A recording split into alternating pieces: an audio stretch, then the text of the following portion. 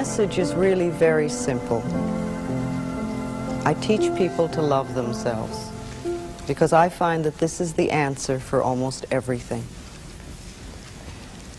You see, I believe that we're all 100% responsible for everything in our lives. I think we create all of our experiences by our thinking, feeling patterns. The thoughts we think and the words we speak are enormously powerful. And it's almost as though we think a thought or we speak a word and it goes out from us and it comes back to us as experience. Now we learn how we feel about ourselves and how we feel about life when we are very, very little. By the time we are 3 to 5 years old, we have a total mindset about who we are and what life is all about. And from then on, we keep reacting to experiences through this mindset. And while very often these thoughts that we have and these beliefs that we create or decisions that we make or agreements that we make at that age are very good and they help us to survive in what may be a very difficult situation, we often take them forward into life so that when we become adults, we're still operating out of a 3-year-old mentality or a 3-year-old decision. And that often doesn't work in our life. So we learn these things when we're very young, and we usually learn them from our parents. And this is not to blame them, because I really do believe that we're all victims of victims. And that it isn't possible for anybody to teach us anything that they don't know. If your mother didn't know how to love herself, there's no way she could teach you how to love yourself. And if your father didn't know how to love himself, then he couldn't teach you how to love yourself. And if you grew up in a family that was very angry or frightened, then you're likely to be an angry or frightened person, because that's what you learned as a child. It's not right or wrong or good or bad, it just is. Again, it doesn't matter what the problem is, or how long you've had it, or how difficult or chronic it is, or anything else, or whether it's brand new, or whether it runs in the family. There's only one thing I ever teach anyone, and that is loving the self. Because when we really love and appreciate and acknowledge who we are at this point in time and space, it's like little miracles happen everywhere. And life begins to flow for us.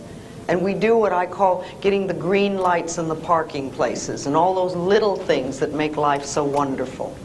And when we don't love and appreciate who we are, then we put up the barriers and the resistance to our own good. Now, I'm not talking about vanity because or arrogance, because that is not love, that is fear. I'm just talking about appreciating the being that we are. And I do a lot of work with people with mirrors. I'm going to ask you if you could open your arms, please. Thank you. You know, it's interesting because this is always a gesture of shutting off. And it's interesting to notice what is being said when we do that. Now, I can remember when I used to live my life, I lived like this. I was always like this. People would say, "Are you cold, Louise?" "Oh, no, I'm not cold." I was terrified. I was frightened. I didn't want to let anything new in because I didn't know what I was doing and I didn't know what would happen. And when I work with people, when I workshops or classes or anything, I always try to get people just to open their arms so that we can let the new in. Remember, this is the subconscious mind and this is where we're holding. So this is saying nothing new will get in. So I always like to feel that I'm open and receptive to new ideas, and I'm willing to learn, and I'm willing to change, and I'm willing to grow. And sometimes I don't want to, and sometimes it hits areas that I don't really care to change at the moment. And, you know, that's always an area that I know is important for me to work on. Another thing I do a lot with people is I do mirror work. I have people do their affirmations in a mirror. I have people talk to themselves in mirrors. I suggest that you get up in the morning and the first thing you do is you go to the mirror. Before you go to the bathroom or do anything, you know, when you're really at your most delightful, go to the mirror and say, "I love you, and what can I do for you today to make you happy?"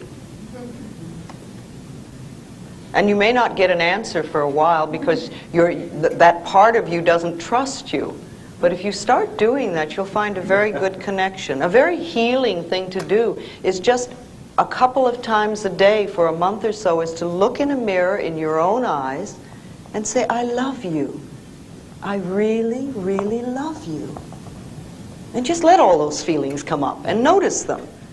And if it's difficult for you to do that, notice that it's difficult for you to look in your own eyes and say, I love you. And ask yourself, now where did that nonsense come from? Remember, little tiny babies, when they're born, they absolutely adore themselves. And they're totally open, and they're full of love.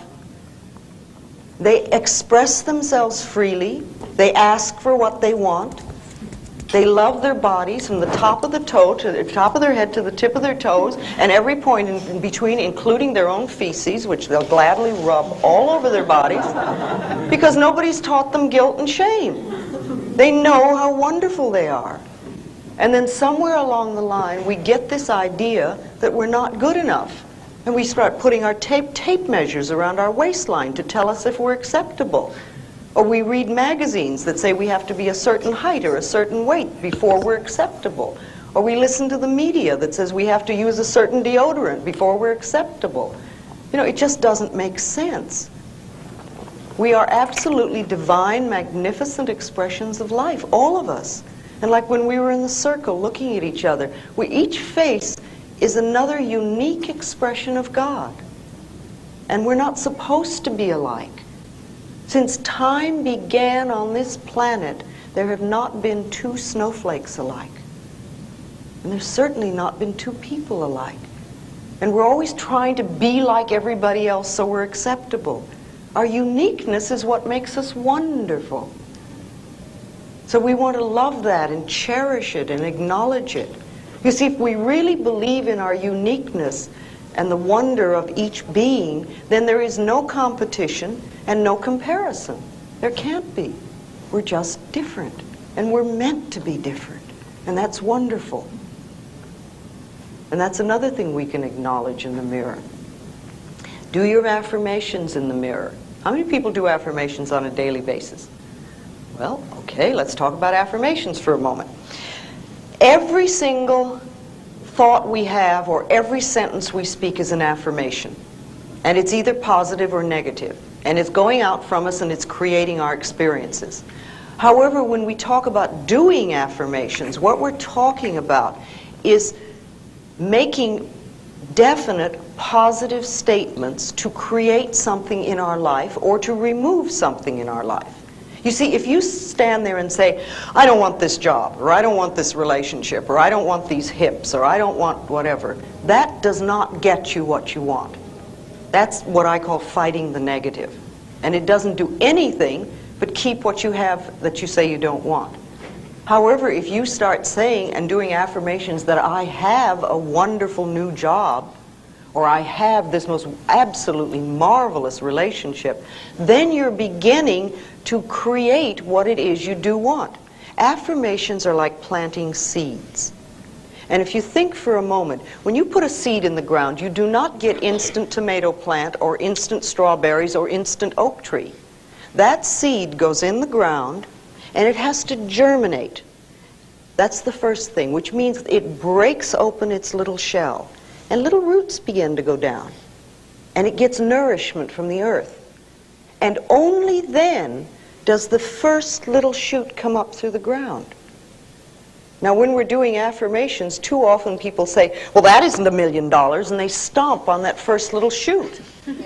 They don't give it a chance to grow. Doing affirmations is like planting a seed in the ground, and watering it is like repeating your affirmations. And you just keep doing them, and you keep doing them, and you keep doing them. And it doesn't matter whether you see the results or you don't see the results. And sometimes it just takes time. And too many people will do affirmations for 2 or 3 days and say, see, it doesn't work. You know, if everything happens in the perfect time-space sequence, and we want to trust that and we want to know that. So if you begin to do affirmations for yourself, and I think it's important that we do that on a daily basis, decide what you want and begin to do positive statements in present tense for what you want. You never want to say, I will have or I'm going to have, because if you do that, it keeps it in the future. And remember, if you say, I have a wonderful new apartment, and you're living in a dump, it doesn't mean that this is not a true statement. It means you are planting the seed that will germinate and grow and become the new apartment. So you just keep doing it, no matter where you are. Also, if you're leaving a situation, if you're in a job you don't like, if you're in a relationship you don't like, if you're in a house you don't like, and you want something new, begin to bless with love. Interesting. Bless with love where you are. And know that you're releasing your current situation with love. If it's a job, release it with love to the next person who will be delighted to have it. If it's an apartment, do the same thing. If it's a relationship, release that person with love to happiness which is meaningful to them. And that leaves you free to create and accept happiness that is meaningful to you. Some of you know my little blue book and the fact that I've been doing a lot of work with dis-ease for a long time. And for every part of the body, there is a mental pattern. And for every dis-ease in the body, there is a mental pattern. And when you know what they are, you can begin to change the mental patterns so that you can change the dis-ease. You see, we don't want to be sick. No, that's a blanket statement. Sometimes people do want to be sick because it's a good way to get out of something. The rest of us know how to say no. If you don't know how to say no, you may have to create an illness in order to say no. Because we've made in society, we've made that a legitimate way of getting out of things. But basically, we do not want to be ill, and yet we need every dis-ease that we have, because it is the body's way of telling us that there is a false idea in consciousness. Something that we're doing, something that we're believing, something that we're saying is not for our highest good. And the body is saying, please, and it's sort of almost like tugging, saying, pay attention. So, when we know what these patterns are, it gives us, again, a choice of whether we wish to do something about it or not. See, some people do not want to release their diseases. I read something very interesting the other day. It seems that only 30% of people who go to doctors follow instructions. Most people go to doctors not to cure their illness, but to have the acute symptoms relieved so that they can stand it.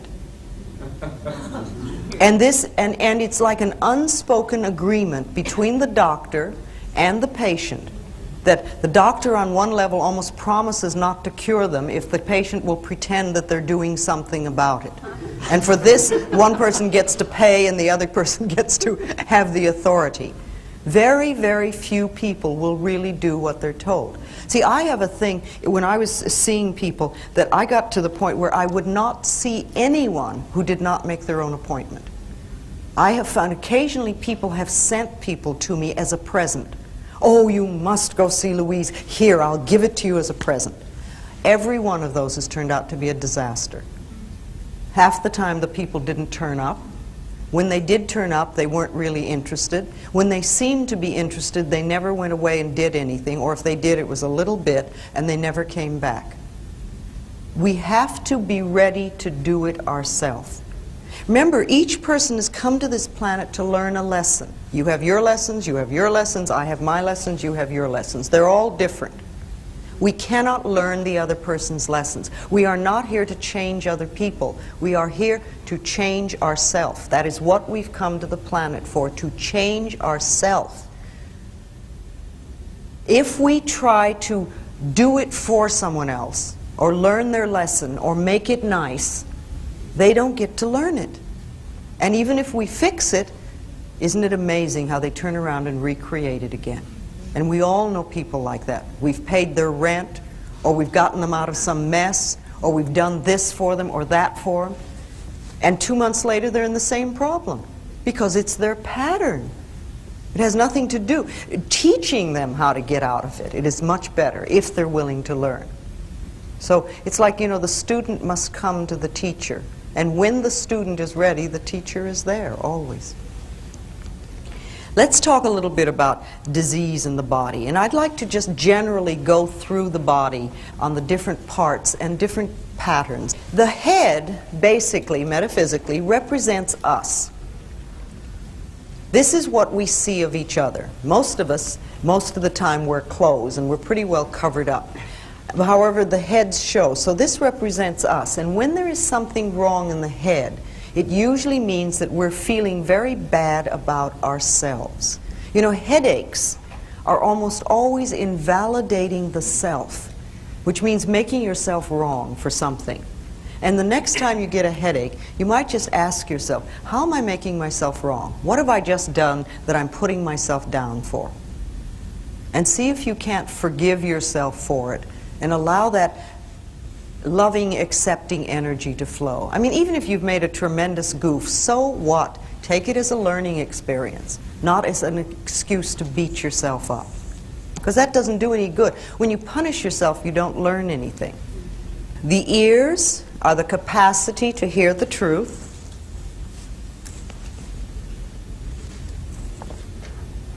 And when there are problems with the ears, it usually means that on some level we're not happy about what we're hearing. You know, earaches are very, very common in little children. Little kids have earaches all the time. And I think it comes from two things. One, they hear a lot of stuff that they get angry about and they can't do anything about. Because little kids are often not allowed to be angry. And also they hear no so much. And they want to shut it off. And so they get earaches. Any sore, any cut, any burn, any inflammation, any fever, any itis of any sort, any bruise is anger, any cut. All these things are anger that's turned against the self. Hair, metaphysically, is strength. Now, it's interesting when you think about how hair grows. The hair grows through the hair follicle. And very often, when we get tight and tense and nervous, we have it started back here in the shoulders, we bring it up through the neck and over the top of the scalp, and very often we bring it down around the eyes too. But when the scalp is really tight and the hair can't breathe, then it falls over and dies.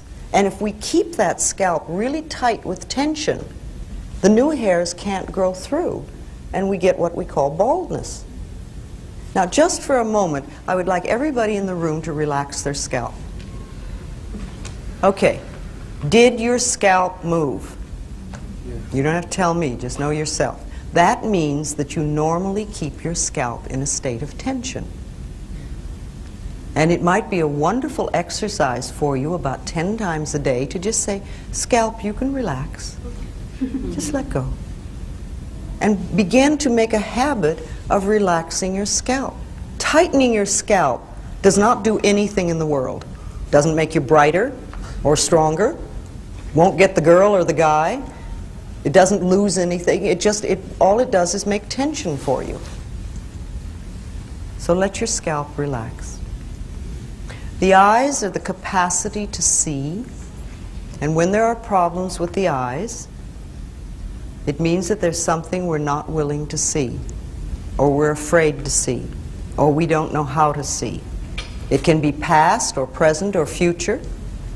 It can be part of our life or all of our life, or we can see life through two different ways. If you have astigmatism, it's like we see life in two different directions. I do not believe that the reason people begin to wear glasses is that they're getting older in middle age. I think that what happens is many people spend a lifetime of saying, I don't want to see that, I don't want to look at that, don't show me that, don't let me see that. And remember, the eyes, the cells in the body begin to listen to what we're saying. They hear everything. And they begin to turn the sight off. When I see a little child wearing glasses, I always know there's stuff going on in that family they don't want to look at. The mouth is the capacity to break down ideas for analysis and decisions and discrimination and taste, like you would food. Teeth problems are almost always long-standing indecision. The throat is the avenue of expression. This is where we express ourselves. This is where we say, I am, and I want, and I have, and I will. This is where our creativity flows. And it's also the area, the chakra center in our body where change takes place.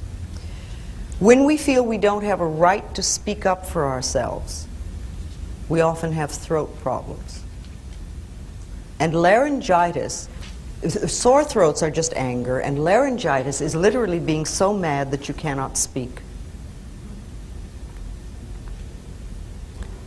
Thyroid has to do with creativity, thyroid problems. And it's not expressing ourselves. People who have thyroid problems usually do what their mothers want, or their fathers want, or their husbands, or their lovers, or their wives, or their bosses, somebody else, but not themselves. And you could say, well, you know, there's a lot of things with thyroid and goiter in the Midwest, but then where are people more bound by what the neighbors think and the shoulds of life? All right, shoulders have to do with burden bearing, carrying the weight of the world on your shoulders, taking other people's problems and carrying them, and not being free to shoulder your own responsibilities. However, we can make light of them. They don't have to be heavy burdens. The experiences we have in life do not have to be heavy burdens. They can be experiences. There are certain things in life that are normal and natural to life. And it's part of our experience. Being born, growing up, having relationships, ending relationships, getting jobs, ending jobs, getting married, having babies, people dying, dying ourselves. These are normal and natural parts of life. And they're experiences that we're all meant to go through so that we have that experience. Arms and hands hold and embrace ideas and events and situations and experiences. And when we have problems with the arms, it usually means that there's some experience that we're going through that is difficult to embrace, or perhaps it's too much. The lower part of the arm has to do with your abilities, and the upper part, your capacity. Now, I've noticed something that when people nurse someone who has been ill for a long time, they often have upper arm problems. It's like they have the ability to do it, but their capacity gets stretched, and it becomes too much, and it's almost a burden. Hands hold and grasp, and they hold lightly and lovingly, or they clutch. And when there are problems with the hands, it usually means that there's something that you're experiencing and going through that is too difficult to handle. There's a problem with it. Fingers have to do with details. Our back, the back is the support of life. This is where we're supported by life, where we feel supported by life. And when there are problems with the back, it usually means that on some level we feel that we're not supported. The upper back has to do with the feeling of the lack of emotional support. It's like my husband doesn't support me, or my wife doesn't support me, my lover doesn't support me, my friends don't support me, my boss, feeling unsupported. The middle back has to do with guilt, all that stuff back there. And the lower back usually has to do with finances. And where do we have so much problems with the lower back? Sciatic nerve is almost always money. Fear of money, not money itself, but the fear of it. And it has absolutely nothing to do with how much you have. It's how you feel about it. You know, so many people think that money is the most important thing in the world, and if they don't have money, they would just die. But that's not true. There's a substance that is far more precious and far more important to us that we literally can't live without. What is that? Love. No, plenty of people are miserable and lonely most of their life and live. Air. Air. Your air, your breath. Your breath is the most important thing that you have, the most precious thing. If you didn't take another breath, you wouldn't last 3 minutes and you'd never get out of this room. And yet we absolutely take for granted that our next breath is there. Look at us, we're all in this room breathing, and I'm not saying, don't breathe, there's not enough for me. We assume that it's there. And when we exhale, we don't think about where's my next breath coming from. Now, if the power that created us has given us enough breath to last for as long as we shall live, can we not begin to trust that the other things will take care of themselves? See, life is here for us. Life is here to support us, to take care of us, to be here for us. The entire planet has been put here for us to play with. We have everything that we shall ever need. It's already here. Only we have to know it, and we have to trust it, and we have to acknowledge it. Do you realize that there is more food on this planet than people could possibly eat? There's an incredible amount of food. Yes, it is true that there are people starving, but the food is here. There is more money on this planet than we know how to count. The money is here. Now, there are lots of people who are very broke, but the money is here. There are billions of people on this planet, and yet you will have people tell you that they're lonely. It has nothing to do with not being people. It's what we're doing with our heads. Everything is here for us. For every dis-ease on this planet, there is a plant that'll cure it. Everything is here for us. And the more we begin to trust life and acknowledge the beauty and magnificence of our own being, the more we find everything we need. It just pops up. Okay. Lungs have to do with taking in life. This is the breath of life. This is where we take in life. And we have the ability to take in just enough to get us by, or we can fill our lungs and really have all the cells in the body work well and our brain cells work well. Traditionally, for generations and generations, women have been very shallow breathers because we bought this story that said we're not good enough, that we're second-class citizens, and we began to believe that we didn't have the right to take up very much space, and we barely had the right to exist, and so we take in just enough air to keep us going. That's changing now, and it's wonderful. And one of the things that really excites me today is what's happening with women in the gyms. You know, we have worked in the fields for a very long time, but I think this is the first time that I'm aware of where women have really gone out for sports. And you see some of the female bodies in the gyms these days that go out and exercise. They are incredibly magnificent.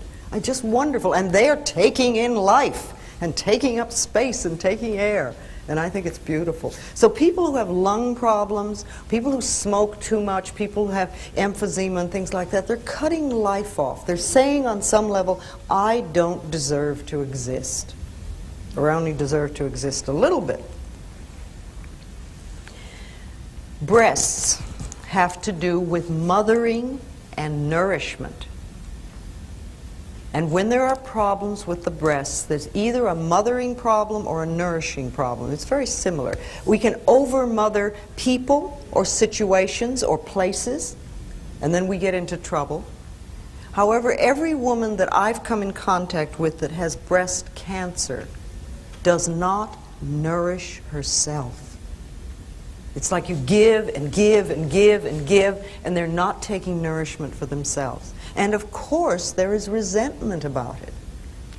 See, resentment is a pattern that eats away at the body and becomes cancer. Resentment and anger are very different. Anger is and you scream and yell like a baby. Babies get angry instantly, and they yell and shriek, and then they're through. And 2 minutes later, their smiles will just light up a room because they've gotten it out.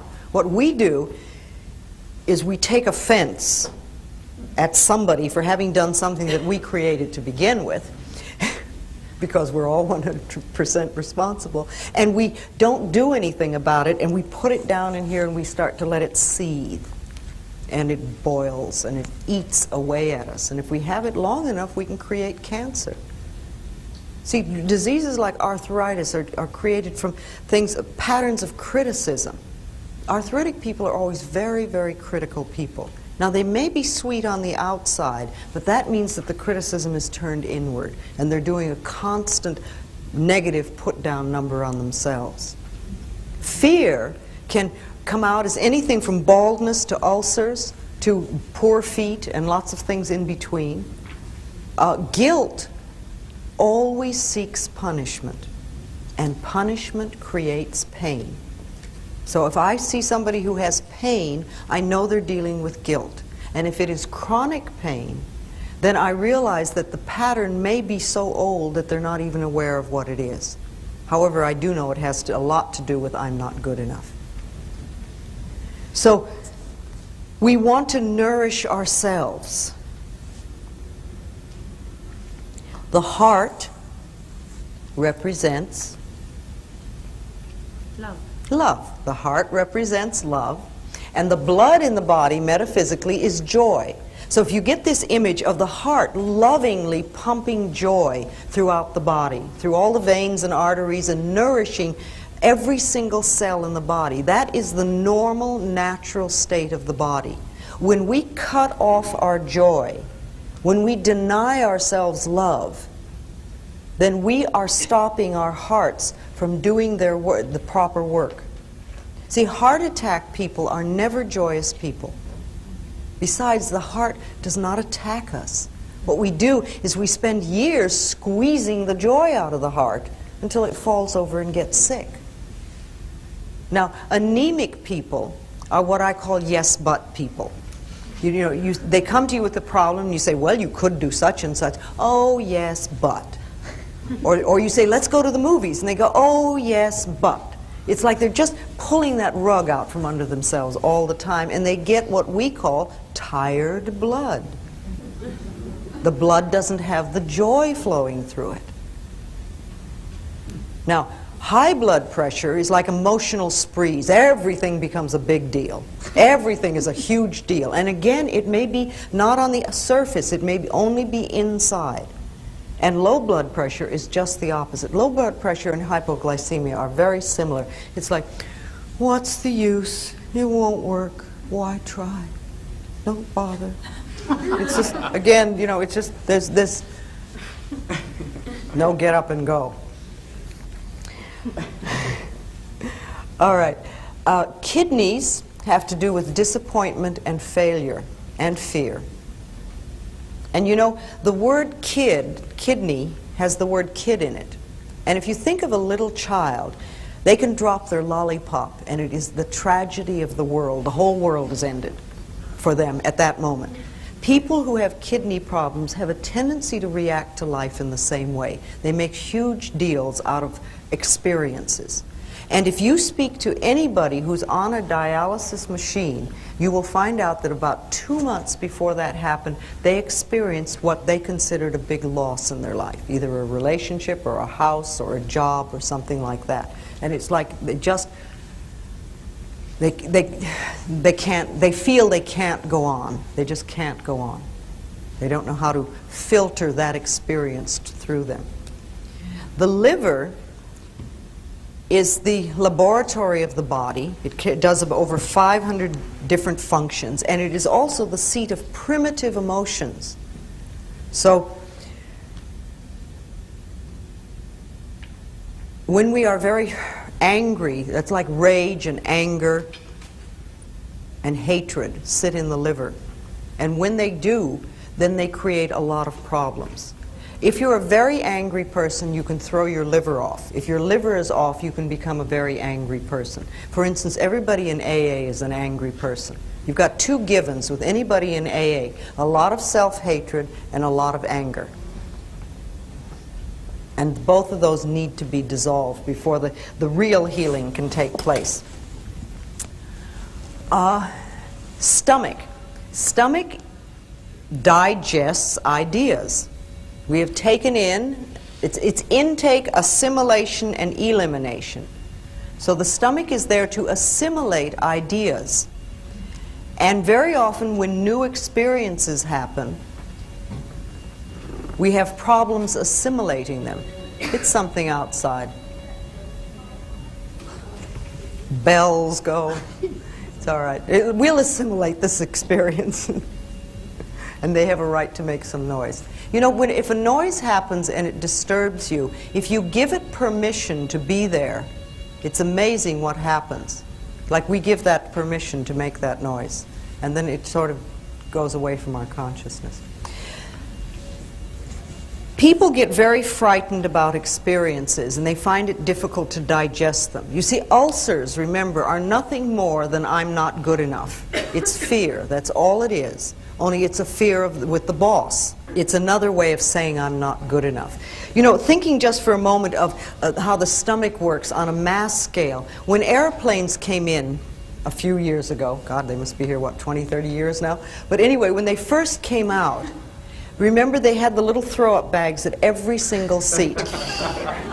And everybody, we were flying, but this was a new idea that we did not know how to stomach. The idea of getting in a little metal tube and going through the sky and getting down on another place was not something that we could stomach easily. So everybody was throwing up into their little bags, and they'd roll them up and hand them down to the aisle, pass them down the aisle to the stewardess who was running up and down the aisles collecting these bags, because people were throwing up. We were frightened.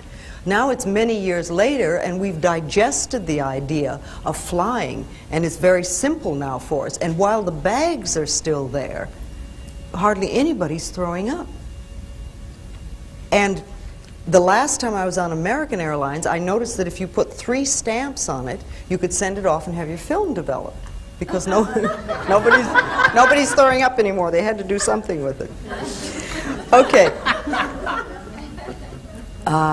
Where are we now?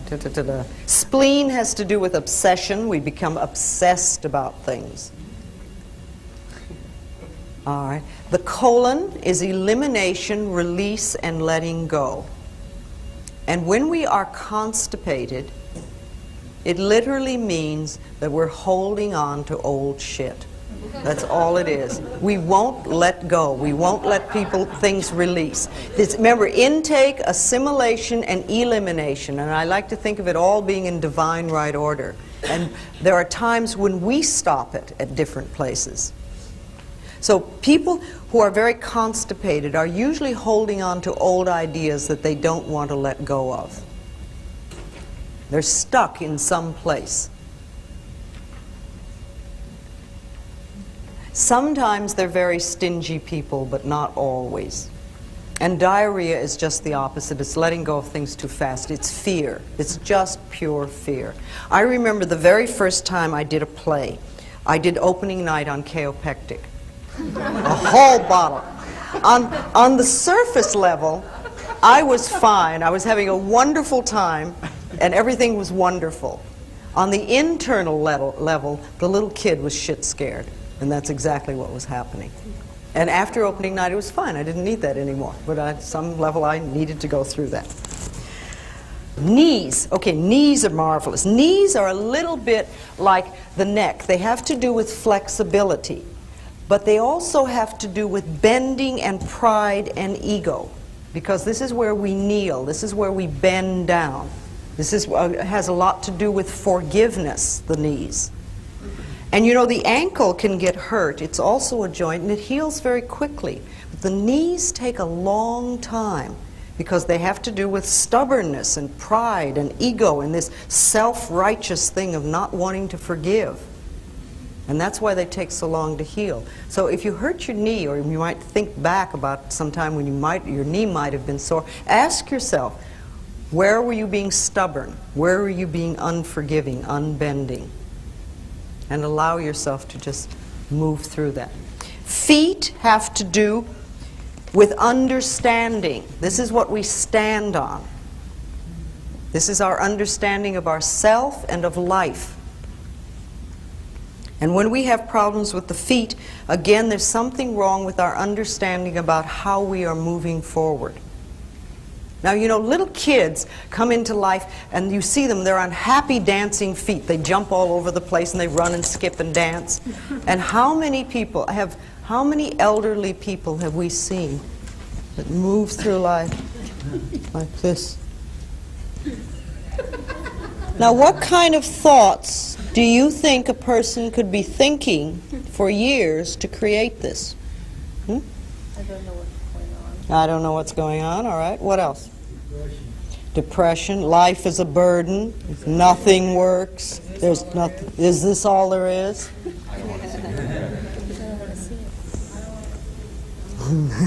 I don't want to see a lot of those things. Remember, our bodies follow our thoughts. And you can look at a lot of people and know what their thoughts are just by looking at their bodies. Our skin is our individuality.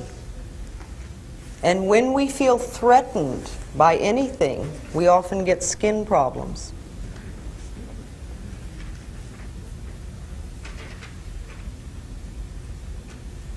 When people frighten us, we feel our individuality is threatened and the skin goes.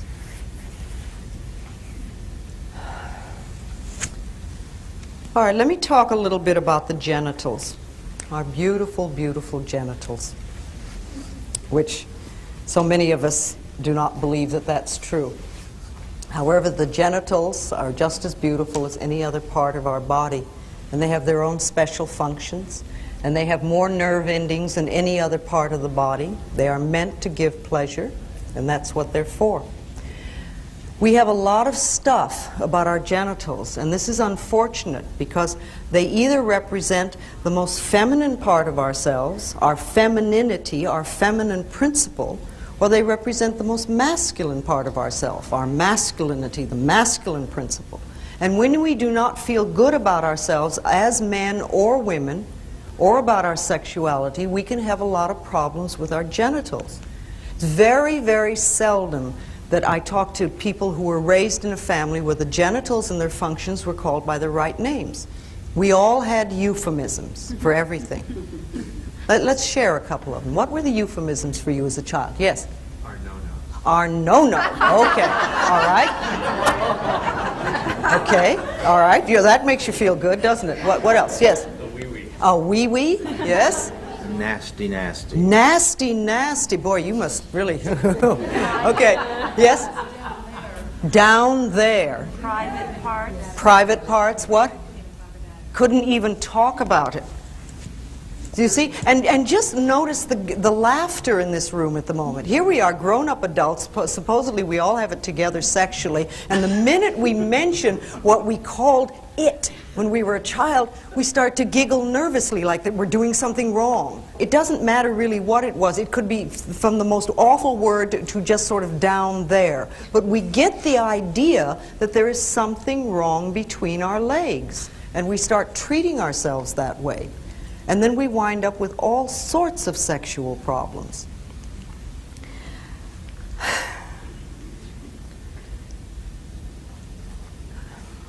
Almost all venereal disease comes from sexual guilt. It's a belief that there's something wrong with us and our genitals.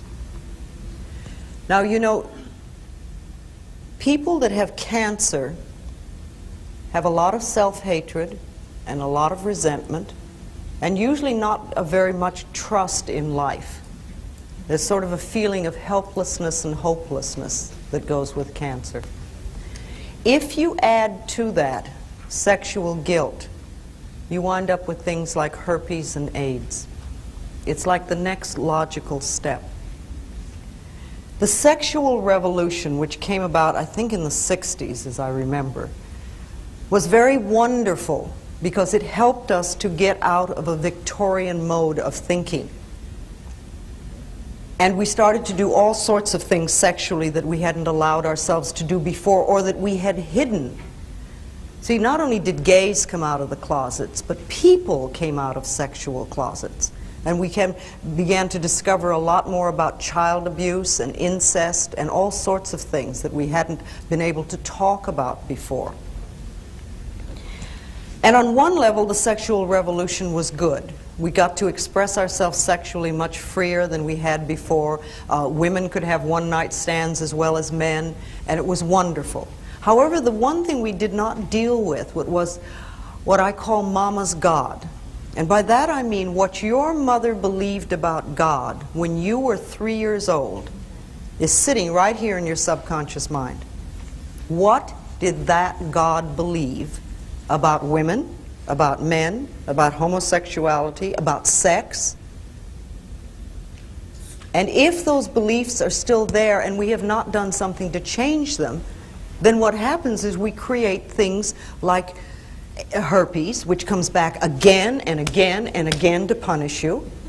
And then if we move into the gay community, where they have every single problem that everybody else has, plus the fact that society is looking at them and saying bad, and their mothers and fathers are looking at them and saying bad, and this is a real heavy load to carry. And so we create the circumstances, the climate, where something like AIDS can come up. I find to myself that AIDS and cancer are very, very similar. And I work exactly the same way with both of them. Doing a little more to work on dissolving sexual guilt, because that's a real problem. You know, if you think for a moment about the vastness of the universe, it is so incredibly big that our human minds cannot comprehend it. It is enormous. And even our top scientists with the most up-to-date equipment today cannot measure the size of the universe. And half of them don't agree on whether it's expanding or contracting. And in this incredible universe, there are so many galaxies that we haven't counted all of them. And in one of the smaller galaxies, in a far-off corner, there is the small galaxy called the Milky Way. In a very far-off corner, there is a minor sun. And around this sun revolve a few pinpoints, one of which is called planet Earth. Now, I find it very, very hard to believe that the incredible intelligence that created this entire universe is an old man sitting on a cloud above the planet Earth watching my genitals with a book.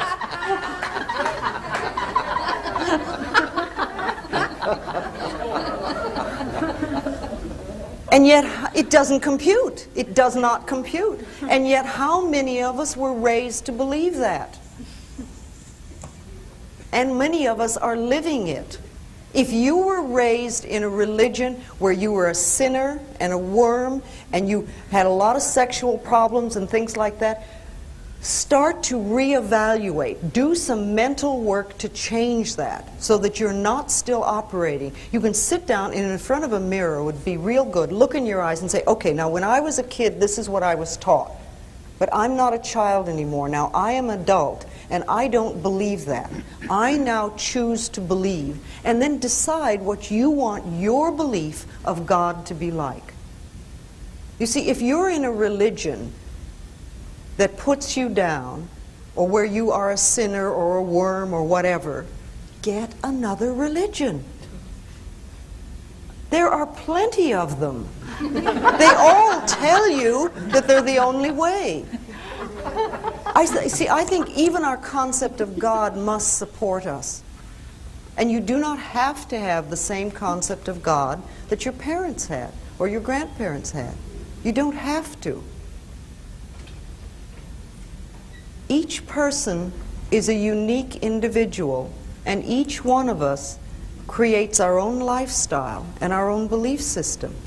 And I think we need to constantly reevaluate what we believe, and particularly if we believe things that don't nourish us. Think, why do I believe that? Where did I learn that? Is that really true for me now? Does it make sense? Maybe I could let that one go. You might create a pair of psychic scissors and cut them out of your consciousness, or create a great big wastebasket and say, okay, that one goes there. And decide that you just do not choose to live under old limitations anymore. Refuse to believe in worry. Begin to trust the universe and watch how it works.